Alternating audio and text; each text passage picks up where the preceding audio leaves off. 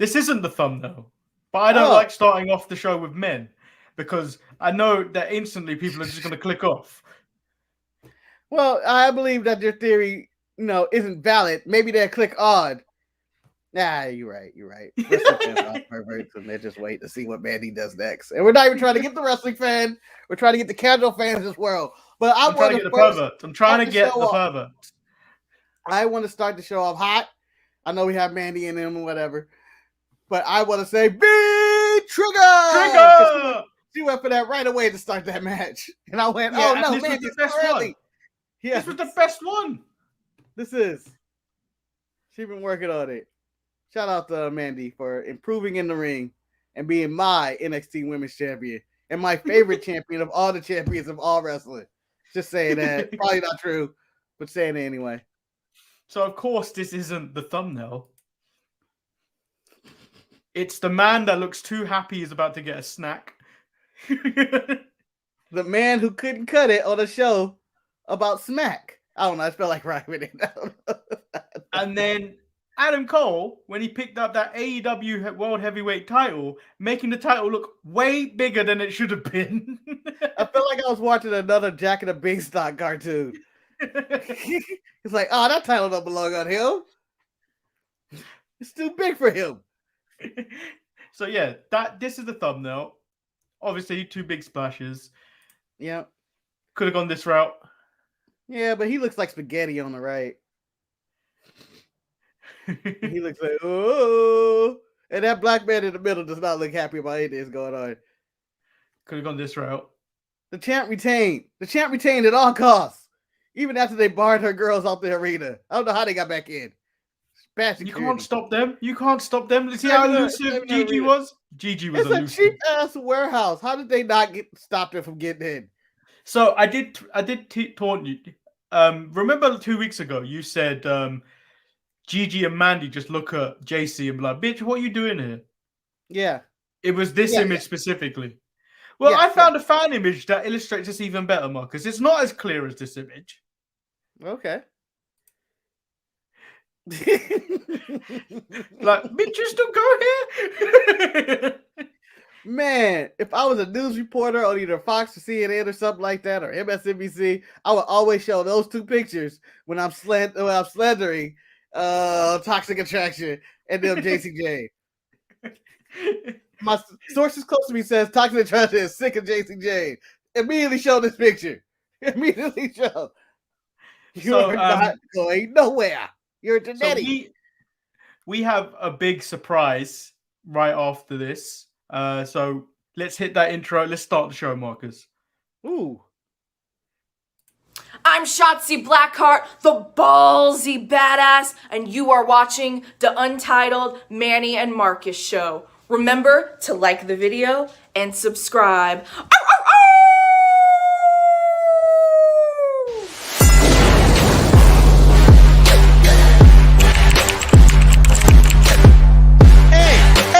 Hey!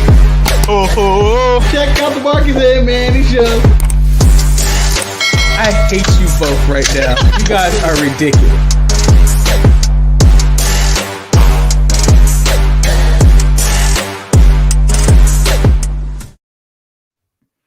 What the hell? Our secret is Wendy Chu? Our surprise? No. I just wanted you to know this has suddenly started to become my favorite wrestling maneuver in all of wrestling. That's the real go to sleep. Welcome everyone to the Untitled Manny and Marcus show. I'm of course Lord Manny Hayes. He is Marcus the Grand Finale. And I can't keep our special guest waiting any longer. Exclusive. And you, this is exclusive. Hot off his AEW debut. Keith Lee is all elite. Greetings and salutations.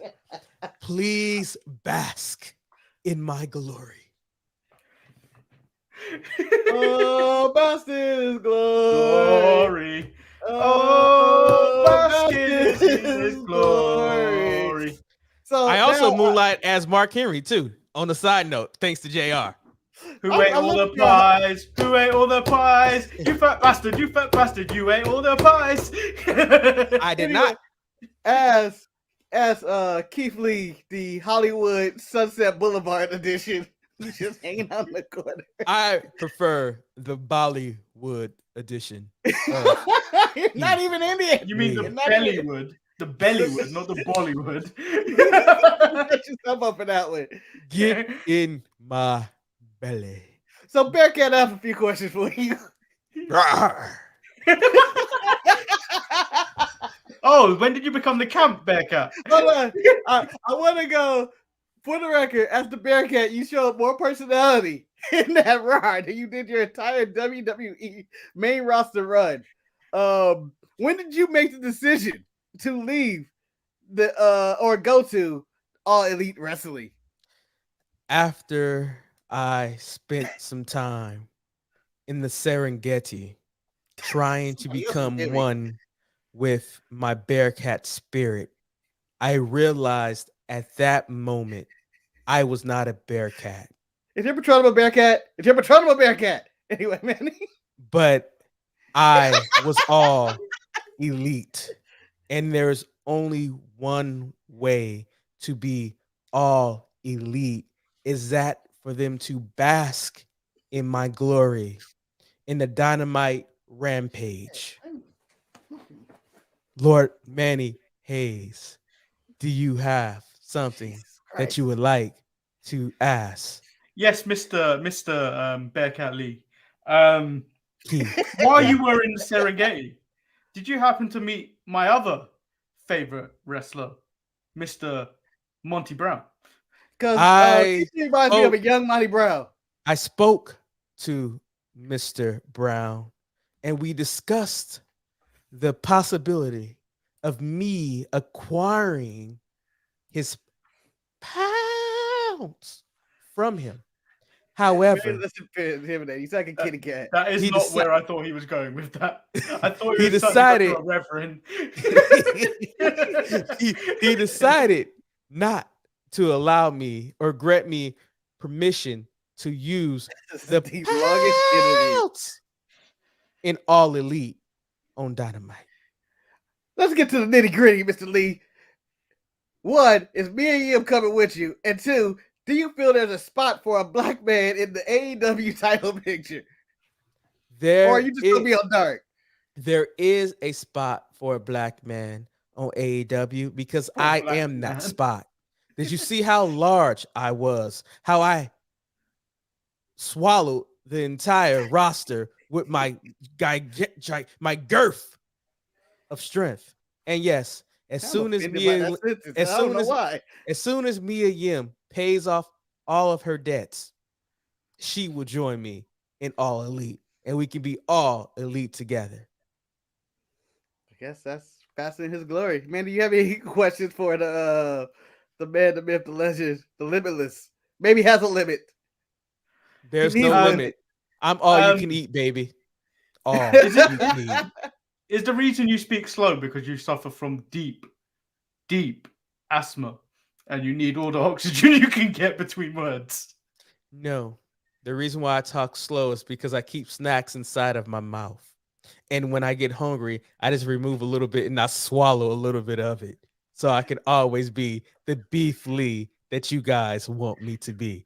Bask in my glory once again. Because I am now all elite. Congratulations on your new position of being all elite, Keith.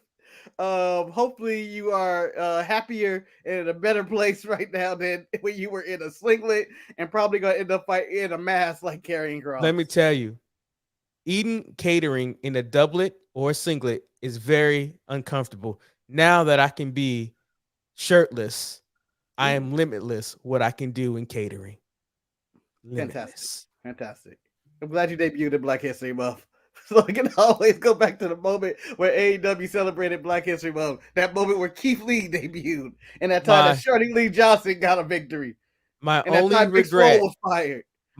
regret was that my debut had to be tarnished by defeating another one of my brothers. Because there's not many of us that are all elite. but I am the Alpha. I am the Omega. I am the Someone has one that that you need trademark. to bask in, because my journey in All Elite will be limitless, and I will be your new champion of the company, because I will not be This has been managed. going 10 minutes to answer 3 questions. I will not This be been going managed 10 by Adam Cole, but I will squash Adam Cole. Bask in my glory. Well, you're in rare form of your promos, Keith. I wish you well.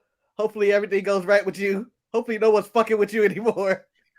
Will they just stop fucking with me? You know what? Can I say something? I almost lost my composure. I have been a fan of the Untitled Manny and Marcus show for a very long time. Thank you. However, Thank you. I would like to call out someone for spreading a false narrative. Levi, I'm coming for you because your story was all lies. All lies. Oh, I forgot about that story. And that is undisputed. I'm out, guys. All right. Later, Beefly. But we will have Eric joining us to comment on what happened here. Now it's time for the main event. Oh, sorry. That's the wrong black man. Oh, sorry. According to JR, all of us look alike. What can I say? Looks like a young Mark Henry. Everybody that debuts, and I know we're on this Keith Lee thing. Everybody that debuts, JR got to compare him to somebody upset race. Sammy Guevara's the next Eddie Guerrero. Keith Lee, the next Mark Henry. And I was like, he looks nothing like him, and they don't even wrestle the same. Jamal is in the chat. Welcome, Jamal. I mean, next thing is like you look like the junkyard dog or something like that. I was like, man, there ain't no one big enough unless you consider Will Hobbs to be the junkyard dog. No, he calls Will Hobbs the next Coco Beware. Hey, you know what, Manny and Marcus, he could easily say, right if Keith Lee came out with Bearcat paint on, he'd be like, he reminds me of the next Kamala. It's just, and then if you're Hispanic, you're the next Eddie Guerrero. You're always the next Eddie Guerrero. So my question is, when you're Caucasian, what are you the next? Who's Adam Cole? Is he the next Hulk Hogan? Well, Eric, he's the next Shawn Michaels. Guys. Isn't it the next Magnum TA? No, that's Mark, that's Hangman. That's Hangman, Marcus. Magnum TA. Magnum TA is Hangman. All like the guy that's supposed to be the guy, but he ain't there yet for me. Ain't the real there question yet. Is, you're a white wrestler. You get to pick what you are the next wrestler of that previous generation was. Who are you going to be? So the previous? Let's see. White wrestler? I'm definitely going. I'm the next John Cena. I'm the next Santino. People remember me for being hilarious. You know what? I'm going to be the Undertaker because I'm limitless. The Undertaker. That's who I'm going to be. Jamal's the next Greg the Valentine. With or without Shingard. Let me tell you something. Jamal, Greg the Hammer Valentine was one of my favorite guys that just showed up for this. Like he's like Iron Mike Sharp that was just there. Like, Greg the Hammer Valentine was a gimmick I always thought would be more flamboyant, but he wasn't. He was just a person that went out remember, there Marcus, remember when he was teaming with beautiful Bobby Eaton? I'm definitely Perry Saturn. You cannot name two old people just like that. We suffered enough with. Hey, Perry Saturn is an all-time great. People are still using his moves, the Ring of Saturn, to this day. You know how many times the Mentor? Why? Do you know how many times the Ring of Saturn was my finishing move in like a WWE 2K creation? I mean, come on, man. The Rings of Saturn is a legendary move. Saturn's the best wrestler, a part of the flock. That's not even a hot take. I don't care what Kidman did. I was a Saturn guy. All right, so this is probably all making the best of February. That's the end of the show. That's the end of the show. I'm the next Perry Saturn. So let's kick off with what's hot. It is AEW Dynamite last night. It kicks off with the MJF celebration, which I could not care less about. Oh, see, you're not invested in this storyline at all, Manny. I am. No, I'm bored of it. No, I'm bored of it. You're It's patient. just MJF doing the exact same stuff he did with Jericho and whoever else he feuded in the past. Yeah, I agree with you, but you know what? I'm still enjoying it per se. And the slow Wardlow turn or whatnot, that seems to be, happening of some kind. And I didn't have any problems with this segment. I mean, I think I'm in between both of you guys. I agree with Manny. It's stale because we've seen MJF do this story, but then I also can say like the whole thing that they put the new different dynamic of Wardlow slowly turning. I'm just like, kid, he just hurry up and turn face. I'm getting tired of it. And then like the whole like the Pinnacle being there, and next thing you know, CM Punk brings his back up. He brings out the father and the son, and it's like it just the father and the son. Eric, no. It's manager and employee. Okay, is that your daddy? But like you bring out Sting, you bring out Sting and Darby Allin in that situation, and I'm like, it's okay. It's one of the few stories that AEW has going for, and I guess I'm okay with it. I just don't like the whole Shawn Spears and Wardlow thing. I mean, Jamal seems to like it, but I'm like, he's the only person to acknowledge Shawn Spears. I would whoop Shawn Spears ass if I could. I enjoy this. Yes, it's a repeat, but at least I feel like this is the best of the repeats. Like, it seems like it's going on and on. Like, of all the ones he did with Jericho that went on and on, this one actually has more substance. And I like that of all the impromptu tag matches we got, this was better than some of the WWE ones, which randomly start in the middle of another match. No, I get what you're saying, but it also led to getting Wardlow versus the Blade. But at the same time, you have all this. Like, we have all this faction warfare that Dynamite had. I mean, first we had the MJF and the Pinnacle situation, and then later on the night we get the whole Inner Circle meeting that's like, it's kind of duplicative. Like, it's like almost the same thing with just different characters, in my opinion. He's bringing the hate today, people. Yeah, you brought duplicity. You brought duplicity to the show. How dare you? Duplicitous. Oh, and he's getting his phone calls announced on the air. Like, what is this? That's a busy man. When you become Keith Lee, you're a busy man. Me and you is calling. I was limitless. So we do have Andrade going back into the back, looking for the services of. He's finally found a face-to-face meeting with the boss Sting, and they both now have beef because they both want to be the next TNT champion. So I guess that's how we got there. I'm guessing they're gonna have a one-on-one match. If Darby loses, he now becomes the property of Andrade. but I can honestly say, for me personally, this segment was probably more interesting than the actual TNT champion, because I mean, like, Andrade's whole purpose, like, I'm gonna have you work for me, Darby Allin, and what I'm gonna do is I'm gonna win the TNT championship, and you won't resist working for me. I don't know how that exactly works. Maybe he got lost in translation someplace, but you know what? The man got a plan. He got a plan. I like to think before CM Punk called out Sting and Darby Allin that they were just out there playing catch because they had no reason to be here tonight. Father and son moment, getting ready for the start of the season. Like, come on, son, you gotta be. But I think I could be excited for a program between Andrade and Guevara, though. I think that, I'm not interested in Guevara. I'm more interested in Andrade and Darby if they were fighting for the title, or if they brought back Miro, or if Sting decided to go for the title, or if Joey Janela came out of retirement and said he's going for the TNT title one more time. I'll be more interested in that than Sammy Guevara, who I think is charismaticless and doesn't bring anything to the table but athleticism. I will get onto Sammy Guevara when we get in through to the Inner Circle nonsense. But so we did have a squash match with an ad break where it's a Blade versus Wardlow. Unnecessary. How did Blade get the bad draw here? Of all the people on their roster. I thought Wardlow looked good in this match, though, but he's been looking good in his squash matches, though. Again, number 2, who I will poach. Or number 1, I don't think I said it on the show yet. Number 1, I'll take Wardlow on this show. I think Wardlow's a good shout. I think I'll take him.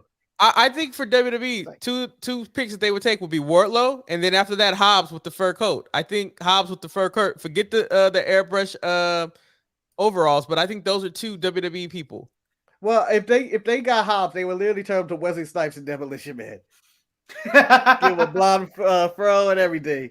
Taco Bell, man. I mean, that was K Quick's old gimmick. Get rowdy. Jamal said Andrade is a cartel drug lord now. I feel like that's doing better than his wrestling. He's on his drug cartel. When was the last time he actually wrestled? Dude, it's at least been a month or 2 months. It's rare when you can say Brock Lesnar has had more matches than somebody, but I think he's tripled the matches of Andrade this year, or in previous year, than Andrade has had. So we do have the Inner Circle nonsense. So they all come out separately. Sammy, Jericho, and Hager will come out, and then Pride and Powerful come out separately. Jericho's still upset that he hadn't been tagged. He wasn't tagged in like a couple of weeks ago, and that he feels the fans were robbed from seeing Chris Jericho wrestle. I think they did me a favor. You were saved. And then basically, long story short, Pride and Powerful said that the days of them playing second fiddle to Chris Jericho are over. It's over. And then Jericho says he'd given them the world, main events, pay-per-view, and states that they had their chance at the tag team titles, but they lost to the Young Bucks. He said he brought them to the Inner Circle and he also could kick them out. Oh, the old mama thing. Yeah, and then when things really kicked off was when Jericho said he picked the wrong two members of LAX. He should have got Homicide and he should have got Hernandez.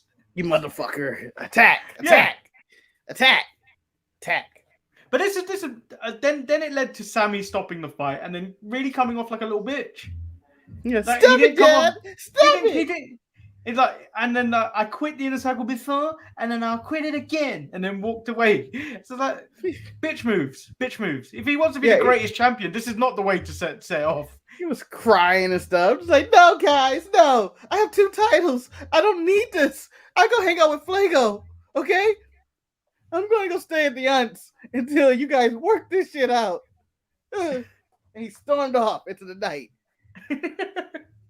So, Eric, what was your take on this? You know, I thought Santana came off as a boss. I really like the line that he delivered to Jericho where he says, like, the only reason why I haven't whooped your ass is because that man right there, Ortiz. You need to thank Ortiz because I would have whooped your ass because I think everybody wanted to whoop Chris Jericho ass from time to time, except for maybe Jake Hager. But, like, you guys are right. In the whole analysis of Sammy Guevara and his whole mommy daddy's having a fight, so I don't want to be a part of this. Like, the only reason why he did that was so they can have the stupid matches they're gonna have. Like, because it had to even out the numbers, and to me, it just felt forced. Because Santana and Ortiz brought up very good points. Why do we need to be a part of this Inner Circle? No one has ever benefited from this, and it's like, why did Jake Hager and Sammy just be like, they should have sided with them, in my opinion. But I mean, go ahead. No, go. No, that was done. Okay. How do you feel about this storyline now? I know you're not a fan of anybody in this segment, like Santana Ortiz and Jericho and all that, but I feel like the storyline is going well because I want to see them separate from Jericho and I want to see them beat Jericho and all this. I'm actually enjoying the storyline. Not really looking forward to the match with Jericho in it, but I'm happy Santana Ortiz got new music. And that they might be taken serious now in the company. I think. Oh, go ahead. So sorry. Do you think, with the amount of times Eddie Kingston's name was brought up in this, he's going to be dragged into this as well? Yes. Yeah. I think he's going to be. They're going to link them up because a lot of times AEW does one thing. If you were somewhere else, we're going to use what they were doing and put you on our show. Marcus, Mandy, can you please read what Levi posted because it's so accurate what that was? Because Sammy reminded me of Westbrook consoling LeBron and AD after Giannis beating him down. He still got a champ. Come on, Marcus. Trez got traded again. Just to let you know, I don't know if you follow him. No, I did not. I haven't looked at any of the books today. He's been traded to Charlotte, but I think Jordan got him. Damn. Yeah, the thing about it is just that like the inner circle should have been disbanded a long time ago. I think a lot of the growth of Pride and Powerful was stagnated because of that. Even Sammy becoming a better performer was stagnated by him being the goofball of the group. And now like they did nothing to make him more credible as the champion. And so it's like he will always be a goon. And like the more they compare him to Eddie Guerrero, the more I think hatred I will have towards Sammy Guevara. And I was one of the few fans. I was one of the few fans of Sammy Guevara, but he is not my TNT champion. I think Darby has carried the title better. Cody has carried the title better. And like, quite frankly, the best champion, for whatever reason, he lost the title was Miro. And I don't even know where Miro's at. He's wrestling less than Andrade these days. So I don't know he's what's he's fighting God with his weak neck. Yeah, and his wife is controlling his books. Like, nah. They're not. Yeah, but I agree with Eric. I don't. It's not even the comparisons with Eddie Guerrero. I just don't think Sammy's the guy. Like people think he's a star. Like he looks like the star. I don't think he is. Yeah, I don't see that. He looks like a job guy. Yeah, he just looks like a guy that bottom mid card occasionally can rise to the top of the mid card. He's nowhere near that championship scene. So, like for me, he just doesn't look like someone I could get behind. Yeah, for me, he looks like he'll be a better heel than he is this babyface character he's trying to do, I guess. Because he doesn't look like he should be a champion. He should take shortcuts to win. I'm just saying. I could be wrong. Who knows? I could be wrong. But just because a guy does flips don't mean he's good. Yeah. So we move on to the next segment, which is Roppongi Vice, essentially giving a moment of an interview. Marcus, there was a lot of my boys in this segment, man. I might as well be Dalton Castle right now because those are all my boys in this last segment. The next segment. Basically, they get jumped by the knife. Castle. They get jumped by the knife pervert Jay White, and he throws Trent into a truck. And then later on in the night, the Young Bucks wished Adam Cole let them know that they were going to invite the knife pervert to AEW. Why do you hate this man? And he said, I don't hate him. I just don't understand the whole knife concept because he's a knife pervert. He said that while they may be elite, they took an oath that they are Bullet Club for life. Are you pledging your allegiance or are you? I want to go first. Yes, go ahead. If someone I just want to say, Manny's sitting here disrespecting the great Switchblade Jay White. I've been a fan of Jay White for a long time, and I'm glad that Jay White is getting his recognition. My biggest concern, and this is a concern I have about AEW, is that there was no context to who he was. Unless you're a hardcore wrestling fan, there's just a dude that has ticks on the back of his jacket that showed up that you don't really know who he is. And on top of that, I'm kind of feeling like AEW may be a little bit too top heavy. You got too many people. Eric, what you gonna do? Eric, they know who their audience is. They're not pandering to casual fans. They know who their audience is. Everyone that watched AEW last night knew who he was. But then after we talk about Keith Lee, then I'll have a question for you guys because you know who I am. So Marcus, I'll give you the floor. Okay. My question was more like, Jay White, great. I'm happy for the signing. Really looking forward to see some great matches with him here in America or whatever. Fantastic. Bigger signing, Keith Lee or Jay White, or if Jay White's signing, I don't know. They didn't really announce he's all. I don't think they just gotta say he's just Forbidden Door. Yeah, I think Jay White's more that old Japanese man fighting Mox kind of deal. He's kind of just there for a few weeks. I think Keith Lee is a more important signing, just especially because of the small controversy that happened with Big Swole about the race disparity in AEW.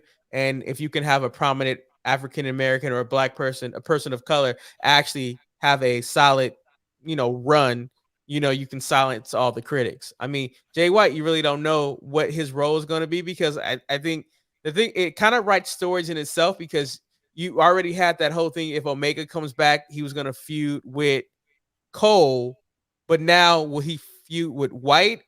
What is going to happen in that situation? And I mean, it's just that you have to be familiar with who these people are because they're not going into AEW and creating AEW storylines. If you understand what I'm saying, they are taking stuff that they have done in other companies and stuff like that, and they're just bringing that into AEW. And I don't know if that is the right way to do it. I mean, it's working for AEW right now, but is it sustainable?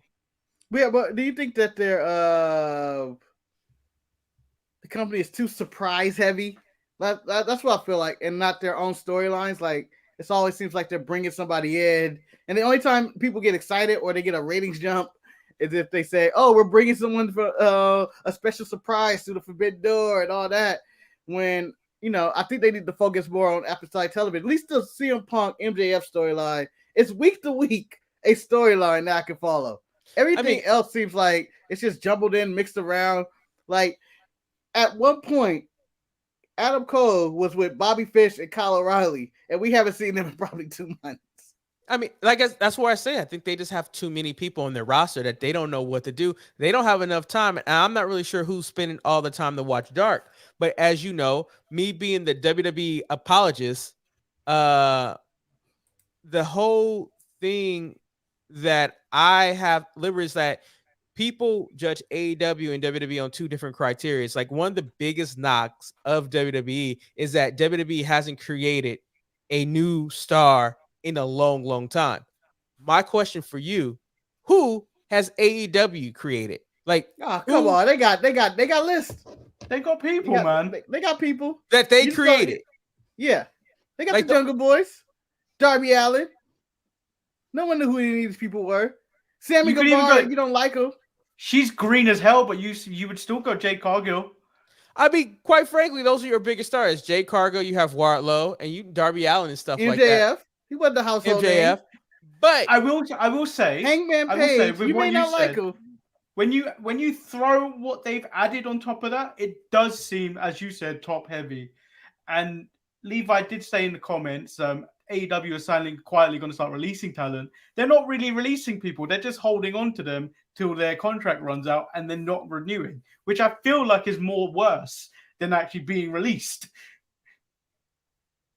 Well, it's the hoarding. It's the hoarding. It's the 90% of their roster are Mustafa Ali, who are on AEW Dark, and they're not going anywhere or doing anything. But I'm sure but it seems like those people are happy doing what they're doing, or people don't report with how they feel. This is a comment that Levi's made that I just don't understand. AEW is a startup. WWE has been around for 7 years. You can't compare the two. But every week AEW compares itself to WWE. How can I not compare them? It's not like they don't mention it. Like they always say, we're better than them. It's just, it happens. If there was another podcast that did wrestling, we would do the same thing. We would compare ourselves to them. That statement's kind of true. However, you can compare AEW to a recent startup similar to that, which was it TNA or Impact Wrestling now, where they just brought in a load of guys, and then suddenly you noticed all their homegrown talents got pushed to the side, like pushed aside and forgotten about in a way, other than AJ. And then you started to see people move back and forth between Impact and WWE at that time, and it was just like, where do all these guys go? Best startup for me that of any company like that did something completely different that could not be compared to anything because they were only their own self was Lucha Underground. Love that show. You got a little bit of that when AEW decided to bring up Penta Dark. Well, I mean, yes. Dark or whatever, when he dug up his Lucha mask this week, and they were like, "Oh, it's a weird package," and I was like, "That's kind of them doing other people promotion shit," but whatever. I don't care. Let it happen. He ain't doing nothing right now. I didn't know how to put that into words with that video package, so I just left it out. I mean, it's but I think it's one of those things that's supposed to make you scratch your head. I mean, no, it wasn't. It was a nod to the Lucha Underground. It's like, oh, this is the route he's going, and they assumed their fan base, most of the people would be like, oh shit, Lucha Underground. I do think this is a good time for pro wrestling fans. Like, I mean, you have a lot to choose from. It's just the thing is, like, do you like more pro wrestling heavy, or are you more sports entertainment? I think I'm more sports entertainment, maybe because I'm old.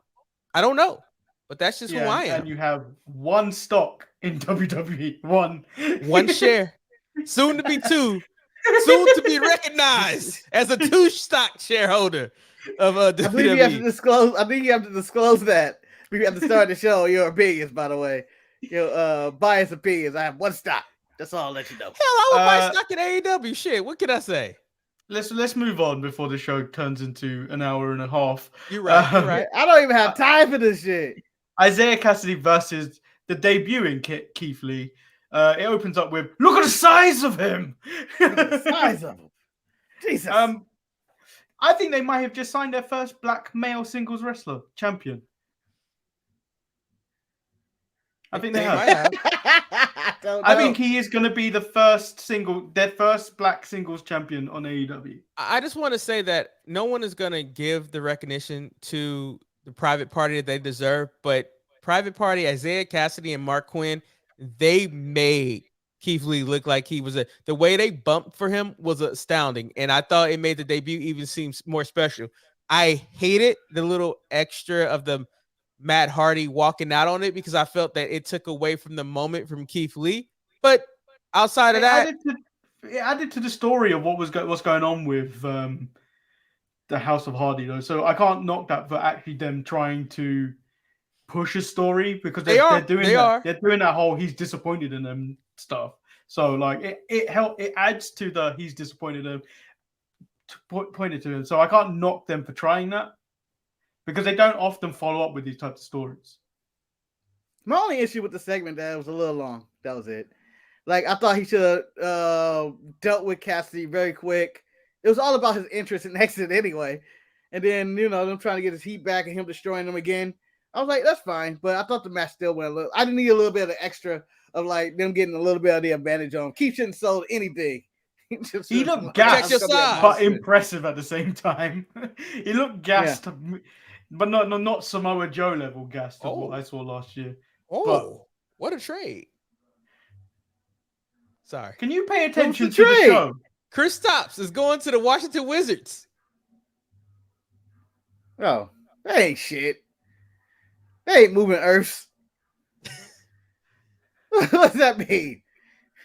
Manny, done with Christoph? I'm sorry. I will not distract from your show. Continue, Manny. I will not make the show go long. I'm sorry. I'm making Saturday show go long. FTR versus CM Punk and the only person y'all hurting is me. You're hurting me. This was a really good match. This is a really good tag match. You look like you're about to hate on. I was gonna mute. No. So Betty, let me tell you something. When I did my initial head down, I was like, "Fuck, Betty's gonna interpret that as me disagreeing." I was gonna say this match was a lot better than what we deserve for the lack of promotion that we got. I thought having Jon Moxley team up with Punk, especially after how Bryan Danielson cut that promo about how they can run everything, I think it kind of planted the seeds. It told a really good story. And on top of that, it was a really good match. It was fun. It was energetic. I was just like, man, this match is really long because this means that the main event is going to really be short because they have a lot else scheduled after this match. The only thing I felt was unnecessary was the recurring unnecessary table bump in AEW Dynamite. Other than that, the match was really good for me. How about you, Marcus? I hated this match. I hated everybody involved. Tui on everything about this. No, it's fine. No, it was a great match. It was fun. I was disappointed because I thought Samoa Joe was going to show up when he couldn't find a partner in the back. And I was like, that would be great. And then I ended up posting it just so because I was so sure I was right and ended up being completely wrong. And it hurt. It hurts to admit that I was wrong. But I still got a great match. Can I ask a question? Is there a possibility that maybe Samoa Joe is a WWE guy and he's just waiting to be brought back in? No. I mean, because like Vince fired all these people, Eric. Well, no, so it's interesting. So I don't know. I didn't actually get to watching the video today. I saw the news head. I read the headline that Shane McMahon is actually still working for WWE.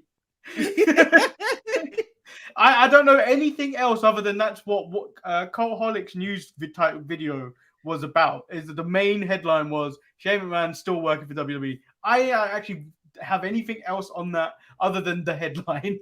Yeah, because I think it's a possibility you could be released for whatever WWE contract that you might have had, but he could be back as a talent scout, like on the road. I mean, like he was already a talent scout. As some people say, because they were scouting any talent. He is good. As Sami Zayn said, a lot of people are happy with that WWE bag, despite what people say. Someone is getting paid by WWE would say. They gave him a pretty good contract to say that. So you're saying that he had the same type of situation that Leo Rush had when he was called out Tony, and then Tony was like, "I got you." Then he was released shortly thereafter. Yeah. But I don't believe that Joe is there. I think Joe is eventually going somewhere else. Although William Regal, I plan on buying some of his pro wrestling tees for whatever reason. I was like, I need some Regal merch. And I support William I refuse Regal. to buy anything from pro wrestling tees.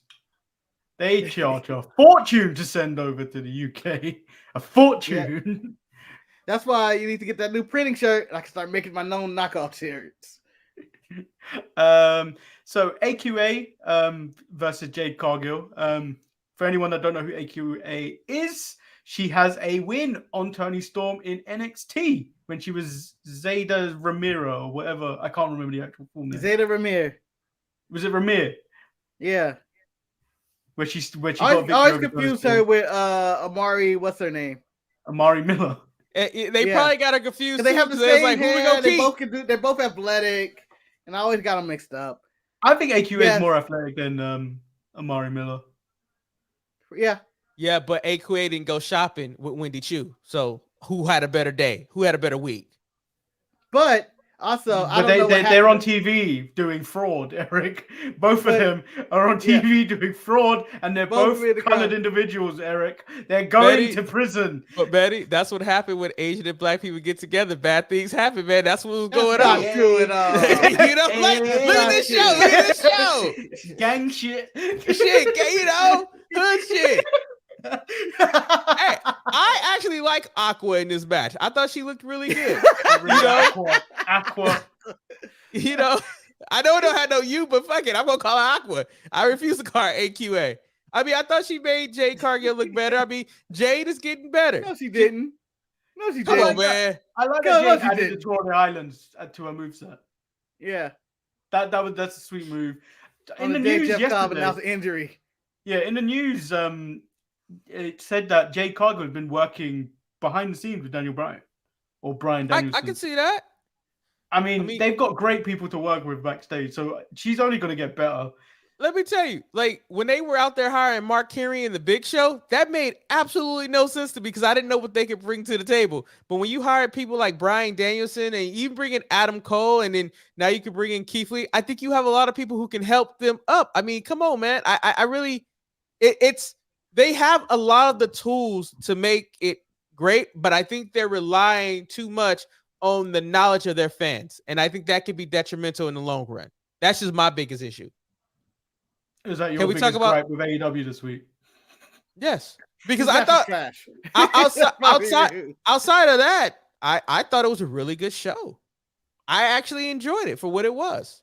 So I think my favorite part of AEW was Serena Deeb versus Katie Arquette. You're damn right. I love this takes me back to Andre Chase and him teaching people. I love people teaching people shit. Like you get out there and you whoop ass. The rookie challenge was incredible. Yes. Yeah, it was less than a minute, and I was like, this is what I needed. And I'm happy to say this is nice to have two women matches the whole day show that back to back on AEW. Has to be a record. To be a record. The moment also, I feel like it's the most black people on the show on AEW, where they had 5. The moment I can't wait for, though, is that eventually, there's going to be some rookie in this challenge that is going to take Serena Deeb to that 5 minutes, and she's going to be so upset because we're going to have You'll be Toni Storm. But she's not technically a rookie at that point. Yeah, but this is her first AEW match, so technically I'm a rookie. Oh, you're right. Or Sheeta can come back and they continue to feud again. Or we could have the forbidden door really open. We could have the match that everyone deserves: Serena Deeb versus Daddy Neidhart, because we need to know who is the boat. Who's the real Bret Hart? Who's the real Bret Hart? And then Daddy's gonna lose. And then we get the Texas Death Match between Lance Archer versus Hangman Page. For me, the match was all right, but again, it's not, in the most British saying ever, it's not my cup of tea. Man, it's not my cup of Joe either.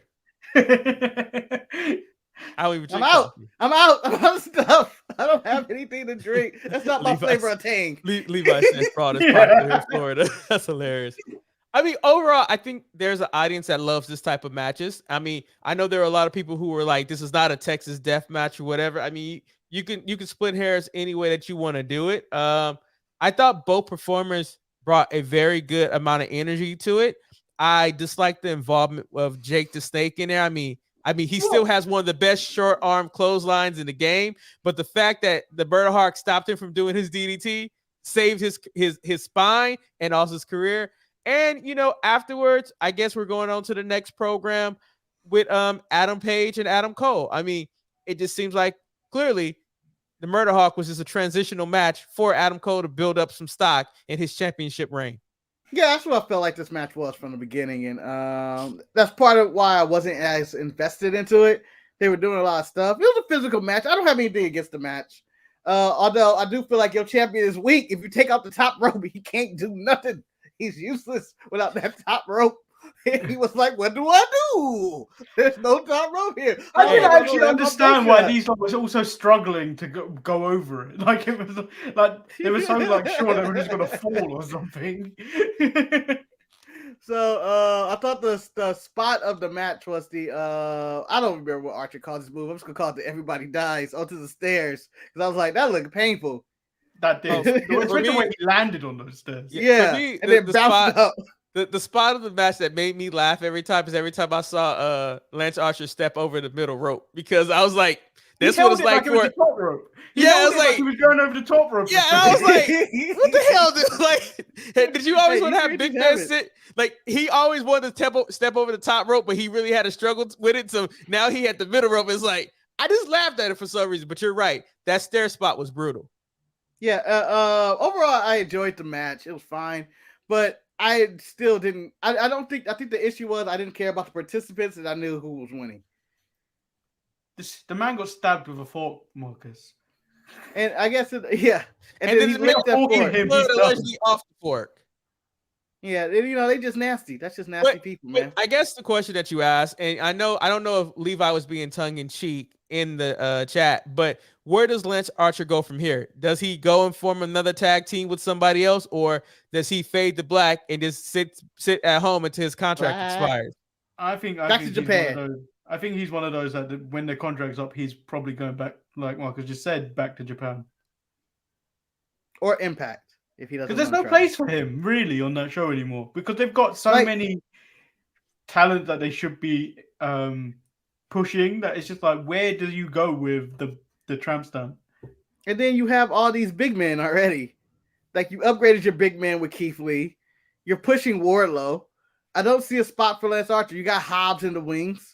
I don't see a spot for Archer. Marcus, I have a question for you. Are you disappointed that Wyndham hasn't debuted yet, or what? I don't care.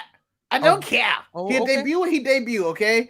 I don't care about the surprises or debuts. Just tell me consistent stories on all shows. And now I think it's time to transition into a different show of NXT, because we spent 48 fucking minutes talking about AEW, and I have to go to work. Actually, Marcus, we only spent about 34 minutes because it was Keith Lee interview that took a lot longer than anything else. God damn that Keith Lee. He every time, man, you always got to cut time from matches. Remember, Marcus, he thought his time was limitless. That's why he just kept talking. Bask in his glory. I have all the time. But before we move any further, Levi, you lost the bet. You lost the bet to El Luchadork, and you have to grow out your hair for 3 months and then go bald. That was the bet. So you have to. Marcus, why you keep betting people? Because you still owe Mandy $40. Now you owe. This is El Luchadork. What are you talking about? This was a bet. This is a bet that happened in the chat between El Luchadork and Levi, and Levi lost that bet because Doudrop ain't women's champion. Yep, that's true. Oh damn, he was on Doudrop being a women's champion. Shit. Yeah. I thought Dynamite was a good show. But my problem with Dynamite is that I think they're getting too reliant on these surprises and people showing up and not consistent storylines. Let's get into the 2.0 stuff. Yeah, I enjoy go ahead. Let's go. NXT kicked off with Diamond Mine versus GYV. The people that always get to the finals and never win when it counts. I like GYV, but as I texted them the last Cowboys. night, as I texted them, I was like, I don't think I've ever seen them win anything important. And Marcus has let you know them boys said they have a big announcement coming later today. The Cowboys?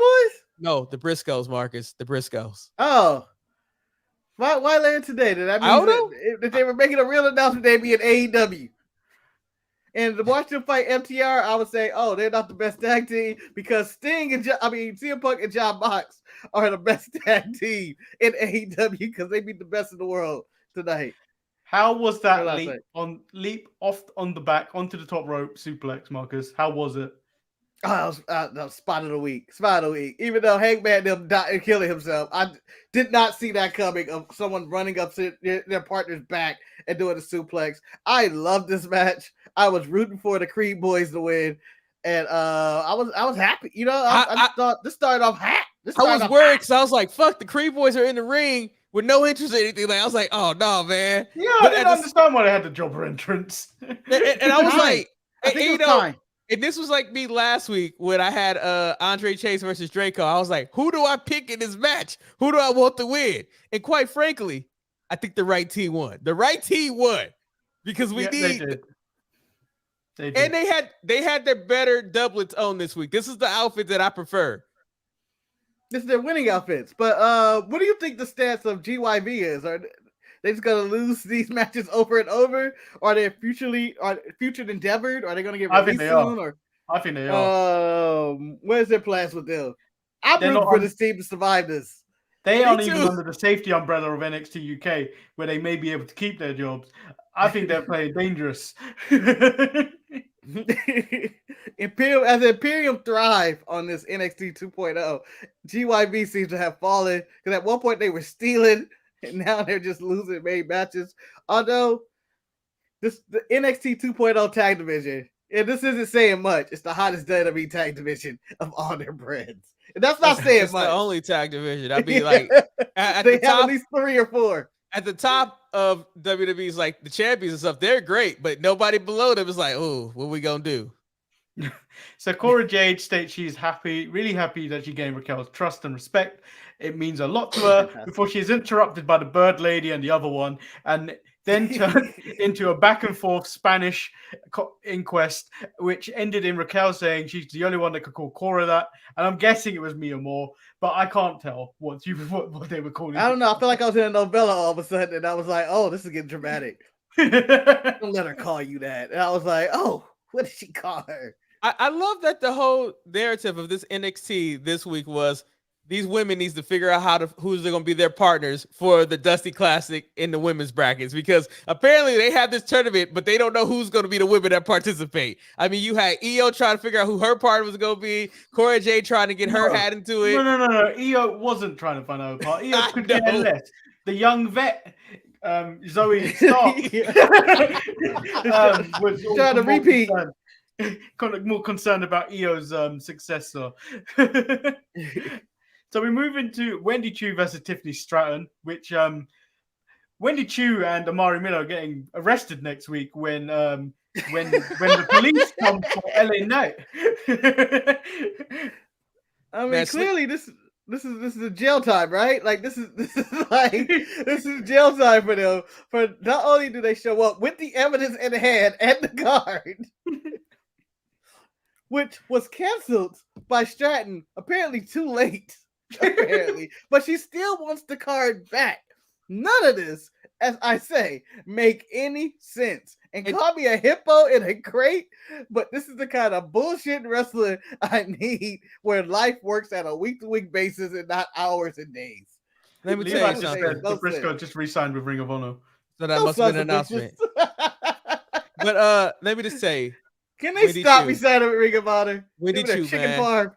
That sleep style offense is probably the best offense in the game. For when she goes for the headlock and she is my favorite character in NXT right now. Whoa, she is. It's because you know why?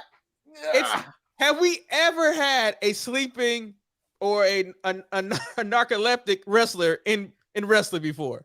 She's not a No, because narcoleptic. She just likes to be comfortable. Yeah, that's what she likes to be comfortable. And I think we can all respect that, can't we? Yes. Maddie, like, and let's say if you were going back into the office, and I hope this answer is no. If they allowed you to wear onesies to work, would you? Yes. No. I ain't never wore a onesie, so I don't know how comfortable they are. Oh man, we got maybe that's for onesie Saturday. Fuck that. Hell no. Saturday onesie. Hell to the nah. You can wear a Snorlax onesie or something. Wow. we can do various Pokemon. Or, Marcus, we could go and recreate and get our Care Bear onesies. Ooh. Mess up the whole show. I mean, for a minute, Mandy and Marcus were in witness protection right there. Let's block out their eyes. We should do that. We should do a witness protection interview. Well, Marcus, you already started with the Untitled Manny and Marcus show where we have two other hosts below us and we just mute and just look down on them. Hold on. Let's not get sidetracked with our schemes in the future. Let's stay on task. Let's stay on task, guys. Okay, so we 5 minutes of show left. We move into Pete Dunne versus Draco Anthony, where Gacy's in the back telling Draco he shouldn't be disappointed with his match last week. He gave everything he had, and he doesn't have to do this on his own. He's there to listen to not just his actions and his words. Hey, what's your thought on Draco? My thought on Draco is that I'm intrigued. I'm intrigued by the whole thing that he got a package. And normally when you get a package hyping your debut, you normally come in with some wins and some stuff. But first of all, he lost to Andre Chase. No one loses to Andre Chase, which is already a nail in the coffin. And then this week he goes against Pete Dunne where he also loses. But the whole thing with Gacy and Harlan, like with Draco, man, that could be a very interesting association. They're still Eric, he made one. They're still in He made one fatal error last week. He fucked with a man's flag. You never fuck with men's flags. You're right. People treat flags like kids. I'm really upset that Chase didn't get any type of promo time to talk about his greatness that he. I was disappointed by that because this was a teachable moment. Humility. I hope he joins up with them. I hope he does. We never seen a black guy in a coat of some kind in wrestling. So Pete Dunne wins the match. Minus Farouk. But Pete Dunne eventually wins the match, but we had a sneak attack attempt by Tony D'Angelo, which has failed. And then we learned that next week's steel cage match is going to be a weapon steel cage. But I want to know your opinion on Draco's match with Pete Dunne, because I feel like he had a good showing despite losing. I think he's going to you right now, Marcus. Sorry. Oh, I didn't know he was going to. I thought you were going to Eric. I'm sorry. I was expecting anyone just to talk. It was a plus thing when we were both being polite for a change, going like, who's next to talk? I'll say my rudeness for Senga. You mean don't you dare speak ill or Sanga. I thought that Tony D'Angelo in this cage match, I think he's going to come out on top and beat Pete Dunne, and that would be the end of Pete Dunne, and the rise of Tony D will begin. I like Tony D. I thought he was lined up really nice for whatever reason. He probably went to the barbershop with Mello and Trick before he came out. But this is a tiny feud that, Pete Dunne's helping people, learn how to work and stuff down there. So I'm looking forward to this. It started in the cage, it's going to end in the cage. That's all I thought it was fine. I mean, like, Tony D involvement still in there. I mean, you have to have a little bit more momentum going into Vengeance Day about their match. I mean, Pete, although he won the match, he threw all those weapons in the match. I mean, to the ring and said, we're going to put weapons on the cage. I mean, quite frankly, I think it's the right move to do because I don't know how well Tony can go without extra gimmicks. And at the end of the day, if Tony wins, Manny will riot. That's all we know. Exactly my point with what you just said. We don't know how well Tony can go, yet he's fucking over, and I don't understand it. This is the NXT. Everybody's over it. Like Dolph Ziggler says, I'm glad in a few moments, everybody is over here. The same 100 people are going to cheer these people. This is why I'm glad Dolph Ziggler appeared. So fucking megastar. Excuse my language. So we're gonna just go hit some quick hits. Duke states Dante Chen isn't tough as he thinks he is, and then wishes Indy Hartwell good luck. Playing on that Persia thing, which crack started to form with Indy and Persia after Duke mentioned her. It sounds like two countries at war. Which is when Toxic Attraction played this on, prompting another brawl. But I want to give props to someone. Someone deserves props this week. The person that you want to cover up JC Jane. I never said I wanted to cover up. I just said that we're gonna look back and realize she's gonna be the photo of the Polaroid that you cut out the side and made sure she wasn't in there. I'm just saying. She was going for blood where she tried to stuff Indy Hartwell into a top half locker, and Indy was nearly in there. I want to give props to JC Jane this week. The only person that successfully put somebody in the locker in NXT is Rhea Ripley, and she banished Dakota Kai into the Phantom Zone. You know, JC, I have some words for you, JCJ. I want to let you know. I know Marcus and Manny, they both are waiting for your removal from Toxic Attraction. They call you useless. They call you whatever. Oh, come on, I know what it feels like to be the third wheel of a tandem. Me and you have something in common. I know Marcus and Mandy want to treat me the same way they want Mandy and GD to treat you. We are a kindred spirit. I stand by you, JC. Excuse you. First of all, you're both a man on a mission. Don't you get to correct the JCJ and the Janetti scenario. You're both a man on a mission. All right. So hey, if I'm Mo Marcus, that makes you Mabel. I forgot the other one's name. It wasn't Mo. It was the rapper guy. The rapper. Oscar. Yeah. Wait a minute. Wait. Explain to me. I can't remember shit half the time, but for some reason I knew Oscar name like that.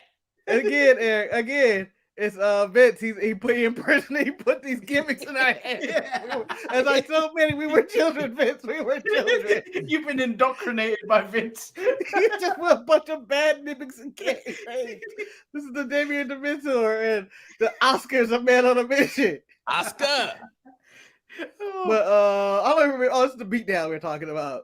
Or we're done with that, I guess. Yeah. And then this week's Nikita Lyons promo spot was better than last week. Ain't taking that shit.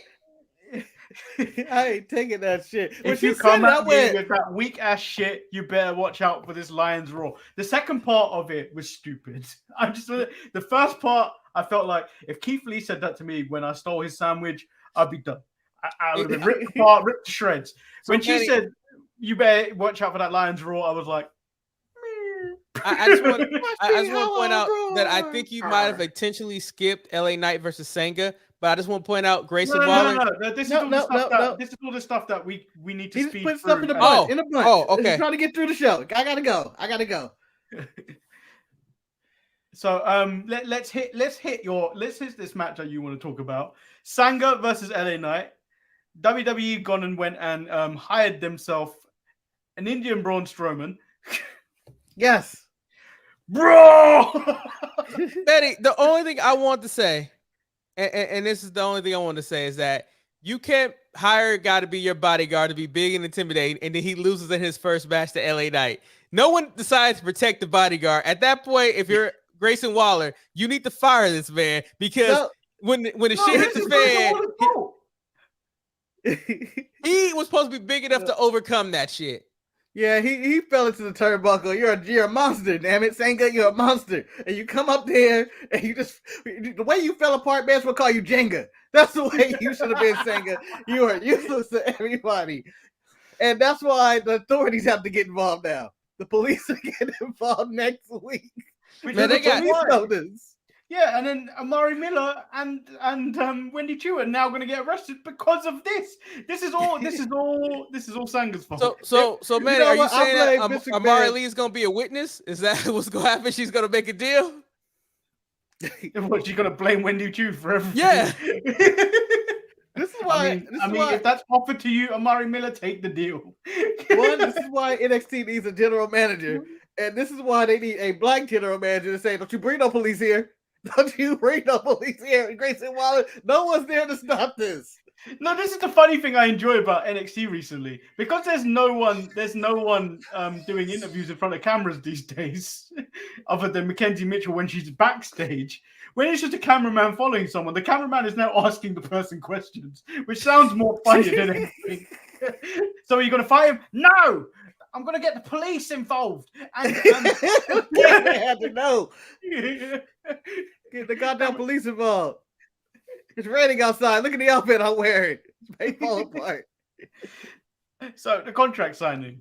There's a lot in this. Let's break it down. This wasn't a contract signing.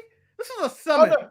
It's just a. They had nothing to sign. They just had a table and some chairs. They had no reason to have a table and chair out there.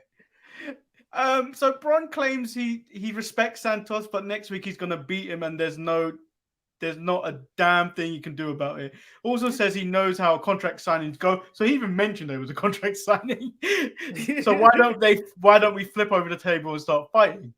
Santos calls him naive, states he is pulling all the strings and he has everything under control. While everyone, including Paul Heyman, is calling him the future of WWE, he's already planning ways to end his career before it even starts. Santos right there is doing what Andrade wants to do in AEW.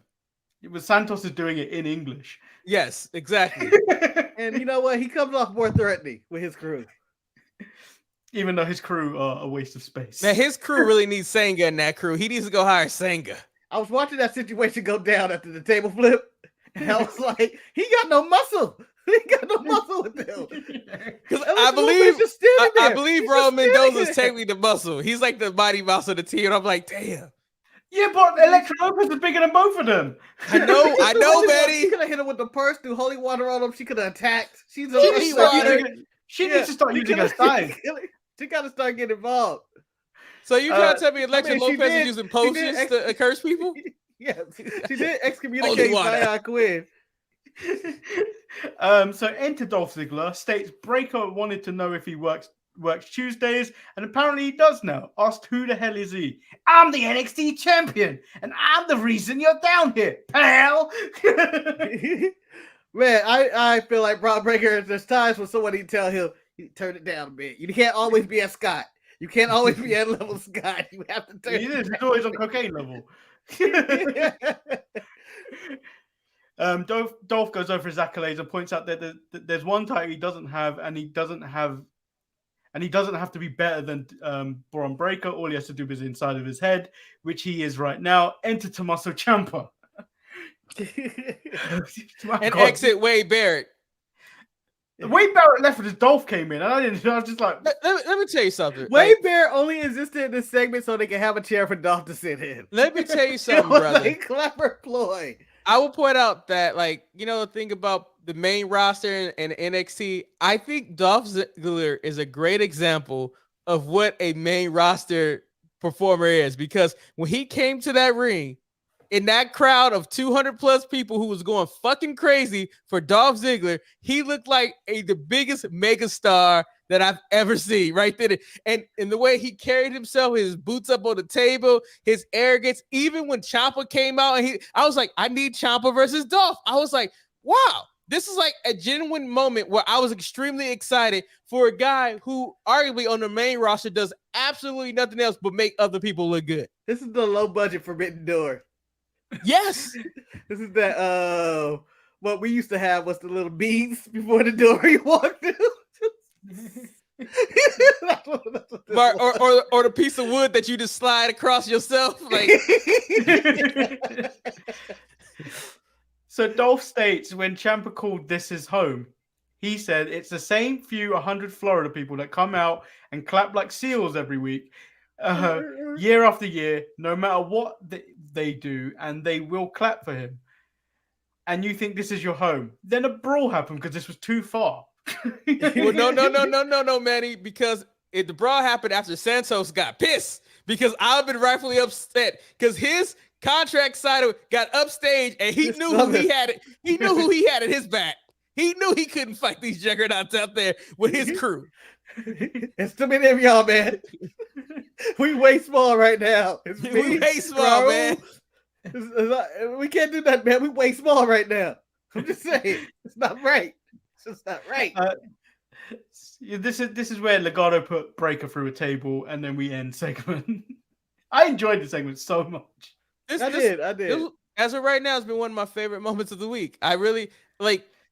I got so invested in Dolph Ziggler walking through the WWE Forbidden Door, and that's what it is. That like you could send anybody from the main roster down there, and they would have that impact. It's like when Sasha and Bailey were visited NXT. It was like the greatest times ever when they was down there. When they ran for, I think it was entire month when they did everything. Yes, summer. It was like the summer. They were on all shows. It was all the shows. It was the best month.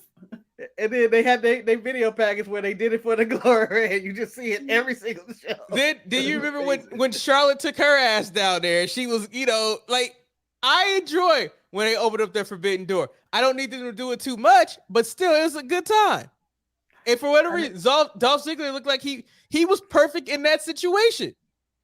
He needs to be down there. He needs to bring his boy Bobby. Bobby needs to do some work. Bobby out. Bobby's out. Although Pat McAfee believes this is Bobby's year. So our next match is Saray versus Dakota Kai. I'm very sad I didn't get a chain snatching this week. Very sad. But if you take Saray's grandma chain, do you get the powers?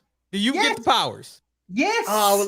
I want to see somebody get the powers and use it for evil, and they get one of those weird costumes where you go like, "This isn't practical at all." So, like, literally, Dakota Kai, if she gets that necklace, she could change it to something completely different, which I think would be amazing. Like, it's one of those stupid storylines. But can we also point out how petty Wendy Chu is? That she waited backstage with her stolen goods just to tell Dakota Kai, "Bitch, it ain't that easy, is it?" I mean, come on, Eric. That was the black side of Wendy Chu. I know it was. I'm gonna be here and I'm gonna wait and tell her how I feel. Give her a piece of my mind. She's been hanging out with Trick Williams for too long. Are we in the barbershop yet? No, we're getting there.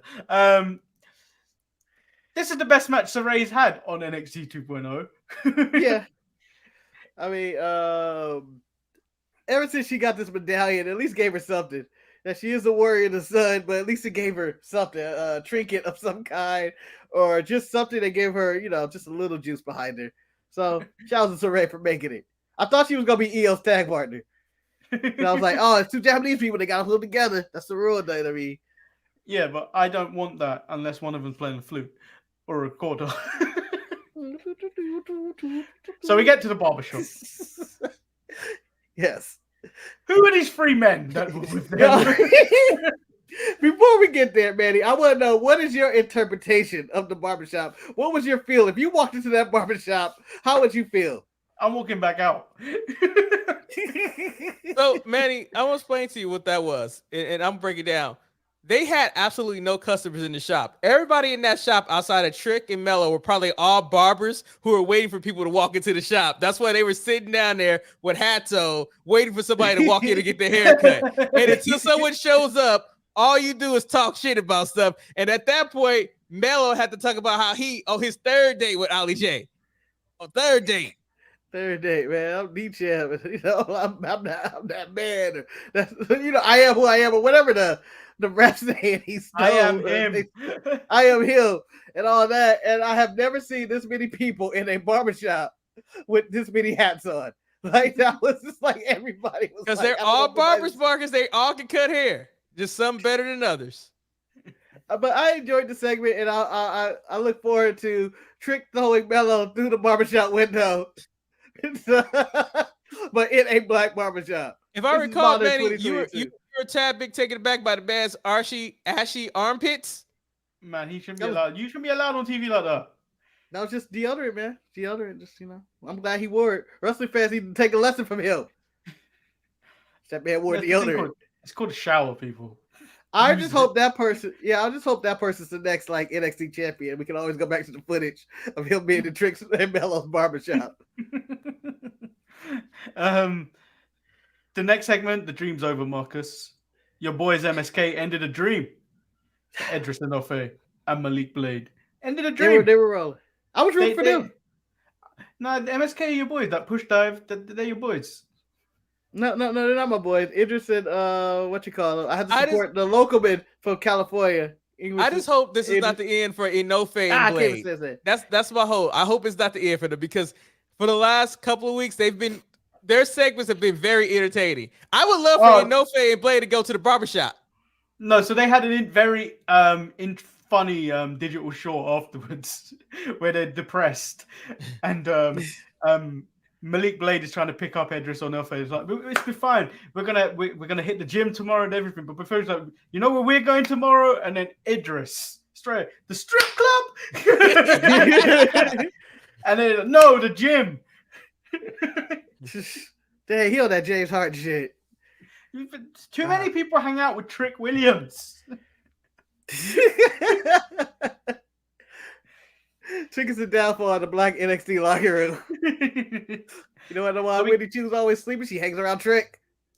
So we get to the main event, which is Mandy Rose versus Kaylee Ray. Toxic Trash are attacked by Persia and Indy on the way to the ring, where Finley yells at Mandy to pick up your title and go. Just go. Just go to the ring. And Mandy's like, I can't go without them. Just go. Get away. Away with you demons. I now dub Fit Finley as the new authority figure on NXT, replacing William Regal. And I feel like that's the way it should always be. Yeah. How did you feel about this match? I thought it was good. It's the best Mandy Rose match I've ever seen in my life. And, you know, that, again, it's not saying much, but it ranks her high up there. It's nice seeing a V-trigger end out a match, you know, it finished it out, you know. She went for it to start. She went for the quick knockout right away. Right? You know, when you got the most powerful V-trigger in the game, you want to kill motherfuckers real quick. And no one wants to argue with her V-trigger because there's no one to compete with her V-trigger now that Kenny's on his hiatus. And I noticed, Manny, you didn't bring it up, but I am also intrigued by Jensen's pursuit of damn, what is her name? I can't remember. I can remember Oscar, but I can't remember. Kaden Carter. There we go. Casey Calzar. You take her to the movies. Here's $8. Here's $8. And I take her to a grocery store. We go around to get some of that chicken that they have behind the counter. And macaroni. Man, Marcus, I didn't know you were such a romantic, man. You give me the grocery store fried chicken? Hey, if she might be the one, I'll take it to Target. I get her a hot dog and some popcorn. Oh, you ran your show, woman, a good time. We'll be seen in public. We'll be seen in public together in the food court of Target. What is your basket full of toilet paper that you have to buy? Toilet paper, soap, and a plunger because, you know, you're at Target and why not?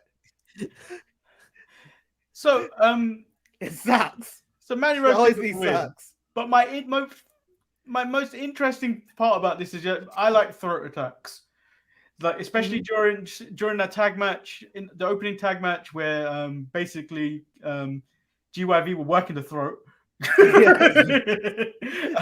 That's with my larynx. Io Shirai just started attacking throats when she came out to make the save for Kaylee Ray. She damn well took out Mandy for what felt like an hour. And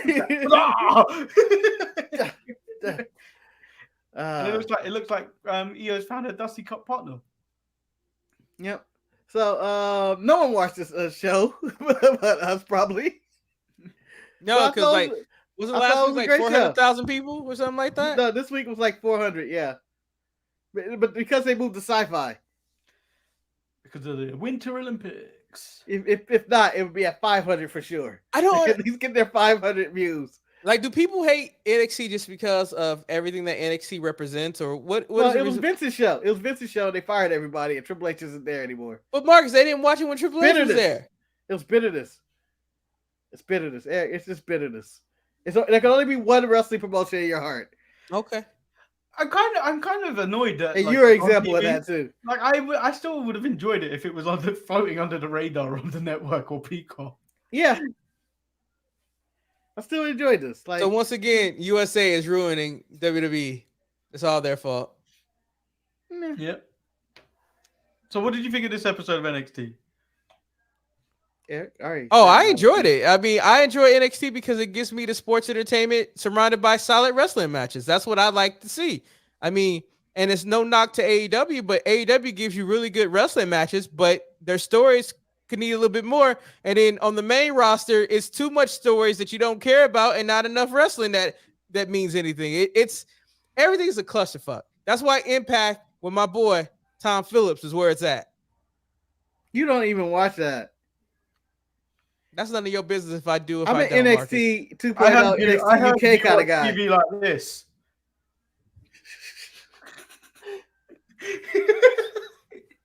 The crowd reacted.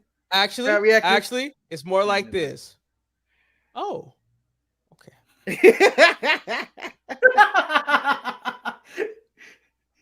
You give him the what you call it, the little. This is how much effort Eric right put there. onto the show. Well, guys, I hope you're all happy. I hope everybody's happy. The show should have went 40 minutes. That's all I needed. Now I'm about to run through the streets and go to work. Hope you guys are happy. So that is the actual end of the show. Make sure you follow all our stuff in the corner over there. Two-Pay Tuesday is on the way. Two-Pay Tuesday, March 29. Marcus, Manny, the Untitled Manny and Marcus show. Two-Pay Tuesday, March 29. And look forward to our other random stuff that's coming out. Or Raw's Retro. Yeah, I'll tell you what. I don't know which more is going to happen first. Two-Pay Tuesday or Veer is going to show up. Veer had a dark match against T-Bar. Marcus, Veer's been on main event. He can't be contained any longer. I don't know. I feel like he's been contained pretty well. Like he's the piece of chicken that you left in a container in the back of the fridge and you didn't realize it was there until today. And you go, ooh, what is this? This is spoiled. Oh, that's the what Veer is. Chicken. I ain't a fan of that. Dry. We go, oh, what the hell? Why is this here? Veer is here. Is he here or there? Eric, have you got anything to add? I have absolutely nothing except for tune in Saturday where we try to figure out what the hell we're going to talk about since I've already talked about AEW and NXT this week. Well, we can talk about Rampage, baby. And maybe we can come up with topics. Maybe we can have a real discussion on the show. Maybe we can cover some news stories. Maybe we can talk about this Shane McMahon not gone. Maybe we can follow what's going on with Joe Rogan, even though it has nothing to do with wrestling. Maybe we can preview the Super Bowl. Who knows? You can only find out if you tune in on Saturday. Oh, Saturday's going to be lit. Not with that attitude. Yeah, your attitude was, we got nothing on Saturday, no reason to tune in. My sales pitch, tune in to Saturday where we will have surprises such as Keith Lee, The Fiend, Mario Jannetty stories, AWO big time players merchandise, everything. You never know what you're going to get. You never know. Tune in Saturday, March 29th. March 29th, Marcus. We're on the countdown. Don't we gotta get to February 12th first? My Black History Month was ruined on day 2. I'm already in March. What? Manny, just let it go. I lost my badge. I lost my Black History. I thought you lost your mind too. I did too. It was a combination of both. Wait till you hear the lion. Lost a lot of time right now too. So, wait till you hear the lions roar, man. Wait for it. I'm tired of shit.